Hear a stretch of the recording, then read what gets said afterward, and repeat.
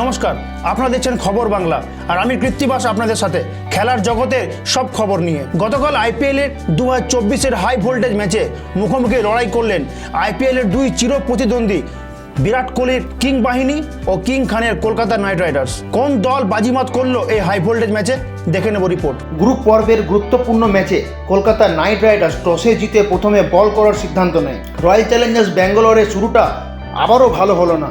ডুপ্লিসি 8 রানের মাথায় ড্রেসিং রুমে ফিরে যান।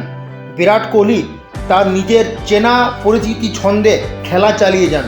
যোগ্য সাথ দেন ক্যামেরন গ্রিন ও ম্যাক্সওয়েল।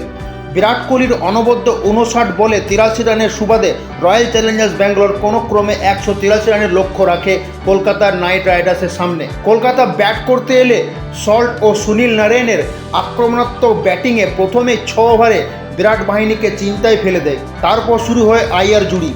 ভেঙ্কটেশ আইয়ার 30 বলে 50 রানের আক্রমণাত্মক ব্যাটিংয়ের ফলে শ্রেয়স আইয়ারের অনবদ্য 39 রানের বিনিময়ে কেকেআর 7 উইকেটে গুরুত্বপূর্ণ ম্যাচে জয়লাভ করে। চোখ রাখবো আইপিএলে কিছু টুকরো খবরে।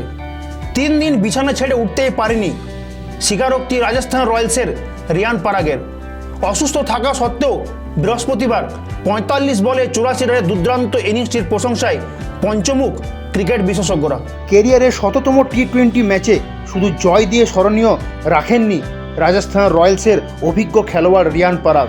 বৃহস্পতিবার জয়পুরে রিয়ানের 7টি 4 ও 6টি ছক্কার সাহায্যে 45 বলে 84 রানের দুর্দান্ত ইনিংসটির প্রশংসায় পঞ্চমুখ ক্রিকেট বিশেষজ্ঞরা। প্রসঙ্গত, Riyan Parag man of the match ট্রফিটি হাতে তুলে নেওয়ার সময় নিজেই জানান ম্যাচ শুরু হবার 3 দিন আগে থেকে বিছানা থেকে উঠতেই পারেননি তিনি। ব্যথা নিরামক ওষুধ খেয়ে মাঠে নামতে হয়েছিল এই খেলোয়াড়কে। বৃহস্পতিবার জয়পুরে দিল্লি ক্যাপিটালসকে 12 রানে হারিয়ে নজির গড়লেন রিয়ান পারাগ।